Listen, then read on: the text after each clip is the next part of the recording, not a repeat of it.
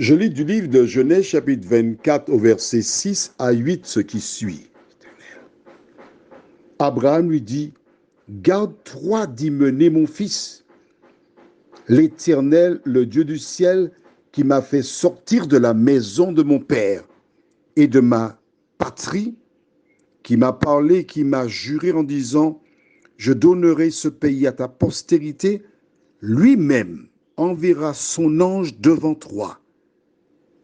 Et c'est de là que tu prendras une femme pour mon fils. Prions. Voici cet homme, Seigneur, qui pense à une hypothèse négative. Souvent, plusieurs personnes voient toujours le négatif.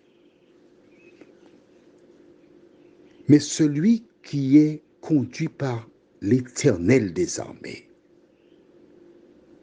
sait que l'Éternel a promis d'être avec lui tous les jours jusqu'à la fin du monde.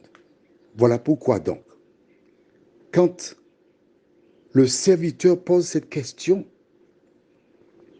Abraham lui donne la réponse. Seigneur, alors que nous voyons lui-même, nous te remercions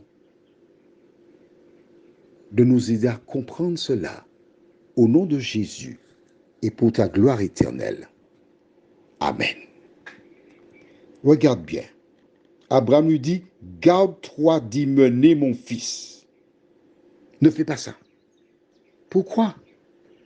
Mais c'est lui qui va se marier. Pourquoi ne pas l'envoyer pour qu'il regarde et qu'il choisisse lui-même la femme? Jusqu'à présent, ce procédé est utilisé par des personnes qui vivent en Inde et ailleurs dans le monde, où lorsque les enfants naissent, les parents choisissent déjà l'épouse ou l'époux, rencontrent les parents de l'enfant en question, et ce dernier sait qu'il ou elle est déjà réservé, même appartient à quelqu'un, c'est le temps qu'on attend. Mais il répond non, garde-toi de le faire. Pourquoi? Parce qu'il sait que le mariage n'est pas une chose facile. Comme on dit aux Antilles, le mariage, ce n'est pas emmener une chaise sous la table.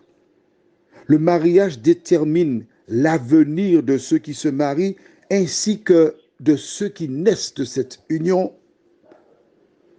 Et c'est pour cela qu'il déclare à Abraham, l'Éternel lui-même enverra un ange devant toi.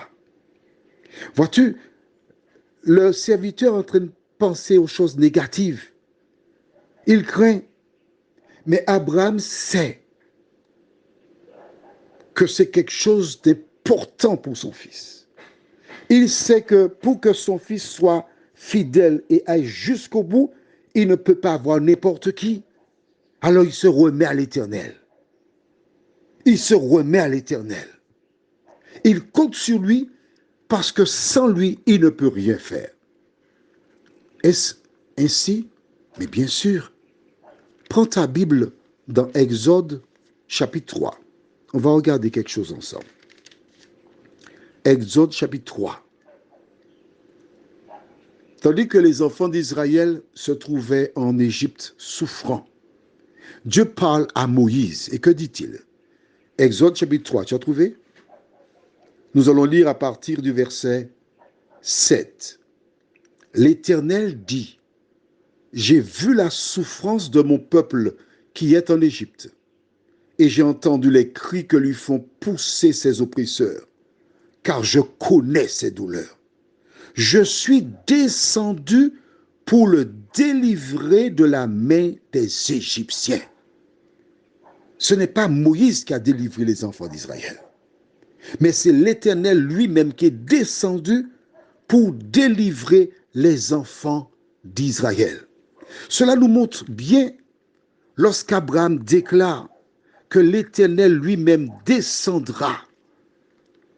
Il enverra un ange pour que ta démarche soit couronnée de succès eh bien c'est quelque chose qu'Abraham avait déjà expérimenté.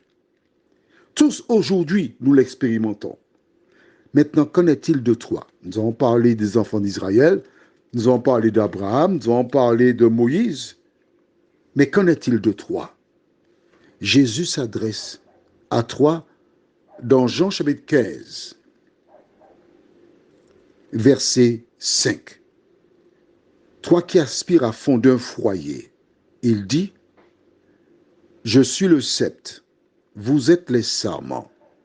Celui qui demeure en moi et en qui je demeure porte beaucoup de fruits, car sans moi, vous ne pouvez rien faire. Voilà. Tu as l'intention de te marier? Il y a un monsieur qui te plaît? Il est gentil? Il a une situation? Il a une voiture? Mais est-ce l'homme que Dieu en réserve pour toi? Tu avais une femme bien gentille, propre, qui s'habille avec des vêtements qui recouvrent son corps? Elle va dans ton sens? Est-ce cette femme que Dieu a pour toi? Jésus te dit, sans moi, vous ne pouvez rien faire. Abraham, en son temps, savait qu'il pouvait laisser le hasard choisir pour son fils. Alors pourquoi voudrais-tu prendre quelqu'un qui te plaît, sans même savoir qui est cette personne? Tu ne connais pas son caractère. Tu as vu la personne bien habillée? C'est comme cet homme qui était en boîte. Il a rencontré une dame bien gentille, bien belle, oh là là, qui sentait bon. Ils ont dansé. Ils ont pris rendez-vous le lendemain pour déjeuner quelque part. Et la femme lui a donné la couleur de la robe qu'elle porterait. Le lendemain, il a acheté un bouquet de fleurs. Il avait hâte de rencontrer cette femme qui était superbement bien vêtue avec une robe longue. Et quand il aperçut au loin la femme qui n'avait plus de robe longue, il nota la grosseur de ses jambes.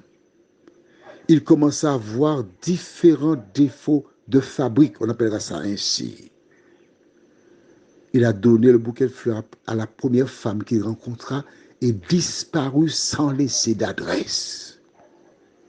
Vois-tu, il y a une différence entre rencontrer quelqu'un, l'illusion qui est toujours suivie de la désillusion. Prions. Seigneur, nous avons un indice important. Abraham fait allusion à toi, qui enverra un ange pour éclairer le serviteur, afin qu'il trouve la bonne femme pour son fils.